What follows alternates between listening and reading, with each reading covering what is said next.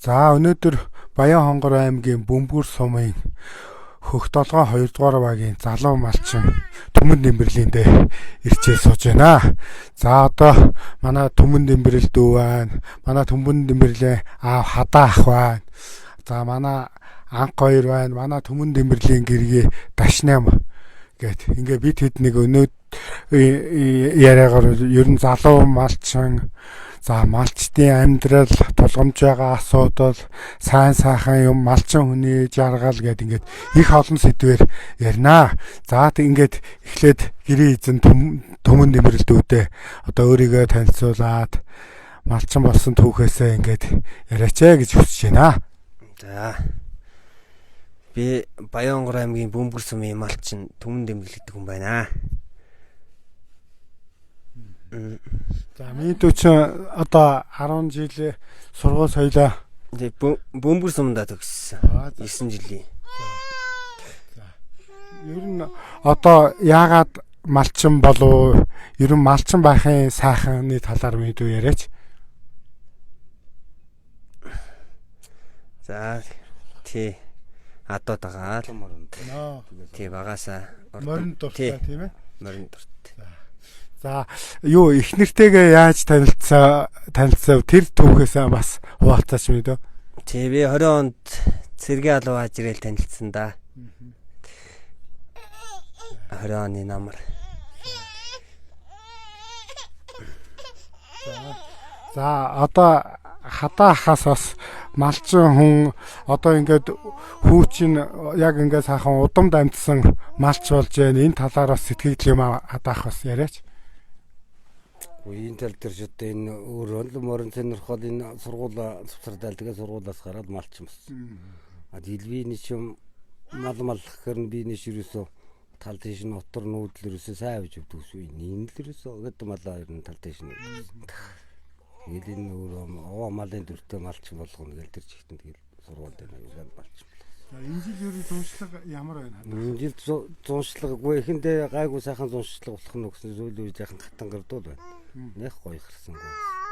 Орон гэдэг жил юусоо нэг сайхан зун болсонгүй шүү дээ. Одоо энэ газрын гарсан юм байна. Өвс тижэл юу муугаа ер нь одоо яаж бэлдэж байна?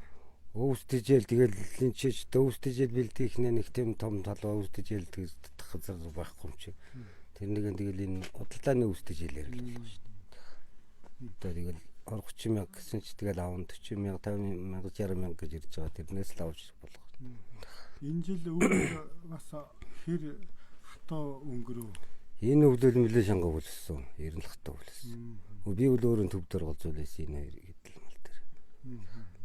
Үлдсэн мөлөө дэвдсэн гэдэг мал гайгүй. Одоо тэгээд нөгөө энэ өнгөрсөн өвөл чинь бас ингээд цаг юу улс даяар л хэцүү байлаа тийм ээ. Тэгээд тэр тусламж юу мó хэр ирж дэмжлэг болов. За тэр чинь нэг тийм дэмжлэг ятхаар нэг зүртэй ганц нэг бодлоо ус дөрвөн бодлоо ус нэг хоёр шуудаа хэвэг эрдгийн 50% хөнгөлтэйгээл тэгэл тэр чи 50% бишээ тэгэл сүлэмтэй тэр 19,000 20,000 30,000 бодлоо ус. Чинь тэгэл нэг өргөтөл дээдлэн дөрвөн бодлоо ус тэгэл хоёр бодол модл. Чи бүлээн ус нэг үсрээ нэг 10 ямаад нэг өдөр л тавьж өгч шүү дээ. Тэр цаанаас нь бол тэр малчтын бол ер нь цаанаас нь тийм тусалсан тийм 100 турхам болж явах тэр нь тийм тусалцаа бол ер нь их сүртэй тийм ирэхгүй гэж би бодолтой боддөг шүү дээ. Тэгэл ер нь баг өөрсдөн жоохон хитэн үлдэгдэн малынхаа ноолорыг банкныхаа өрөнд явна. Тэр нь өвсдөж ил банкныхаа өрөнд тэгээд тусчих. Дахиад зээлөө. Зээлээ хооронд ирсэн. Тийм хүл амьдрал хөдөөний амьдралч ирсэн. Уг нь орчин хөдөөний амьдралч ирнэ. Агаар нь сайхан ирнэ 50 амьдрах амьдралч хөдөөл байгаа шүү дээ. За одоо залуу малчин төмөөгөөс ер нь залуу малчин байхын залуу хүн ингээд гэр бүлээрээ маллаад ингэхи одоо сайхан юу байна. За бас бэрхшээлтэй тулгамдсан одоо залуу малчтад тулгамддаг асуудлууд яг юу байдгийг мэдээ. За та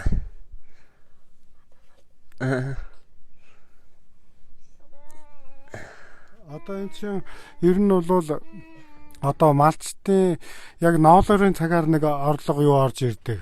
За намар бас нэг орж ирдэг тийм ээ. Энэ талаар ер нь мэдээ. Тий, намар маха хавар ноолороо л тушааш тий. Одоо ингээд залуу малчин болоод ингээд яхад ч одоо та нар би бол хоёр дүүгээрээ үнэхээр бахархаж байна л та. Одоо яг ингээд яг малчин болно гэж шийдээд тэгээд ингээд яг залуу малчин гэдэг ийм юугаар яваад одоо та нар бол яг энэ нүүдэлчин удам энэ соёлыг авч үлдэж байгаа үнэхээр бахархалтай ийм юу ихгүй тийм ээ. За тэгэхээр одоо энэ залуу малчтад ер нь дэмжлэг гэдгийг юм уу одоо энэ орлого энэ тал дээр ер нь ямар байгаасаа гэж боддгоо мэдөө.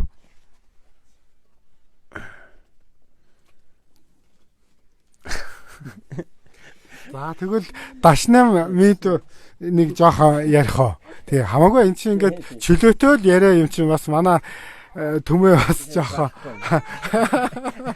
гоо зүгээр шүү дээ гоё өгжилтэй тий. За тэгвэл одоо дашнам дүүгийнхээ бас сэтгэлдлийг бас сонсё тий. Манай төмөө бас жоохон нөгөө тулгамдаад ах шиг байна. Зүгээр ингээл яач. За. Одоо хөдөө амьдрахын сайхан нь гэвэл өөртөө дураараа сайхан. Тэгээ агаар нь сайхан, хүүхэд өсч тойрно нь төвөө хүүхдүүдээс шал өөр хөдөөний хүүхдүүд ч. Тэгэл ер нь хөдөөчинд ер нь тайван сайхан л да. Одоо төвд байж байгаа л хөдөө өрөөд ирэхээр нэг сайхан болчихсон. Одоо залуу малчтууд ер нь мэдээ тулгамдсан асуудал гэдэг юм уу? Ер нь бас мэдээ залуу хүмүүс учраас энэ чинь яг амьдрал ахуу ингээд шинээр эхэлж байгаа тийм ээ. Энэ дээр ер нь одоо яг ийм бодлогоор ийм юм дэмжимээр байна гэсэн бас санал бодлууд байдаг л ах та. Энэ хаврын хувьд бол би төржин тустай гараад анхны жил нилээ хүнд байлаа. Тэгээд гол нь болохоор одоо төр юунаас дэмжлэг гэхлээр юу байгаа байхгүй юу? Үйлдвэр. Түүхийд юуны үйлдвэрээ Монголдо үнэтэй юутай авдаг болчвол их зүгээр. Зоднаар тий. Одоо нэг төрөөс дэмжлэг гээл тэгдэг штэ. Тэднэр нь одоо ирлээ гэж бодоход нэг маалд нэг ганц өдрийн өвс тижил хурж ирдэг байхгүй юу. Тэгэхээр тэр нь ер нь бол гайгүй ариун нэрдэг. Тэгээд тэр нь одоо ингээ ирэхлээрээ бид нарт үнгүй ирнэ гэж байхгүй. 50% хөнгөлөлттэй альсгүй бол хаврын зээл ирж ирдэг байхгүй юу. Тэгэхээр ялцчгүй нөгөө нэг одоо энэ хавар гарч байгаа ноолуурчин буцаад ингээд өвс тижээлнийхаа ингээд юунд явчихдаг байхгүй юу? Зээлэр гэдэг нь яг хаврын ноолорын цагаар буцаан төлөлтөг юм гэсэн. Одоо ингээд орон нутагт юу залуу хүмүүс ингээд амьдарч байгаа сум орон нутагтаа одоо ингээд залуу хүмүүс юм чинь бас нэг одоо хөгжилдөх барих ингээд ийм юмнууд мэдээж байдаг штэ. Энэ тал дээр орон нутагт ямар байдгийг одоо ингээд залуучуудыгаа уриалаад одоо бас ингээд сүүлийн үед бас залуучууд ингээд бас мал дээр бас гарч яана ингэж юм те. Энэ дээр ер нь ямар сэтгэл хөдлөлтэй байдаг юм те. Энэ дээр одоо манай сумч одоо соёлын төвд бүжиг энэ төр болно. Тэр нь ихтэй байнга биш л те. Гэтэ яг тийм байнга болд юм уу бид нар ч одоо хөдөө малаа малдаг болсон чинь нэг сайн мэдэхгүй штэ. Тэгэхээр залуучуудын чөлөө цагийг өнгөрөөх гоё газартай тийм болчвол ер нь бол зүгээр. Гоё. За баярлалаа. За одоо манай анх хоёр маань бас одоо малчин хүний төлөөлөл болоод бас ер нь малчин баахын сайхан бас тулгамж байгаа асуудал энэ төргээд энэ юунаас бас хуваалцаач яах вэ?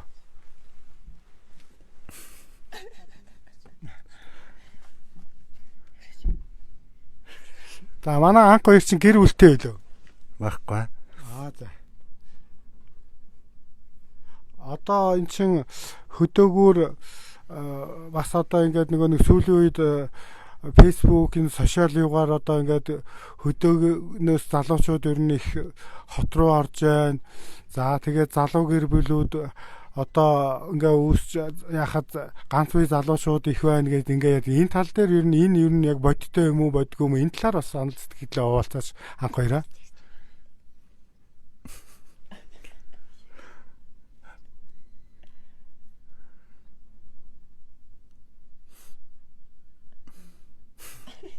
Энэ ер нь тэр юун дээр ингээд эдэг тэр үнэн юм уу? Ер нь одоо ингээд хөдөөгөр ганц үе залуучууд их байна энэ төр гэл ингээд эдэг чинь энэ ер нь үнэн үү? Бодтой юу хөө анх хоёроо? бодтой хоо. За одоо манай төмөөчин бас нөгөө адуу мал адуучин гээд ер нь адуунд их сонирхолтой шүү дээ тийм ээ.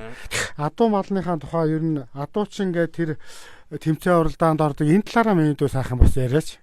Би ойрын хэдэн жил тэмцээнд явж гин өө ойр зур. Сумдууд дотор.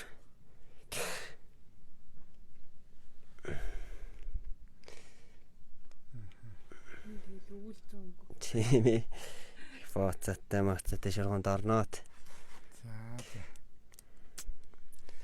Одоо энэ чи ер нь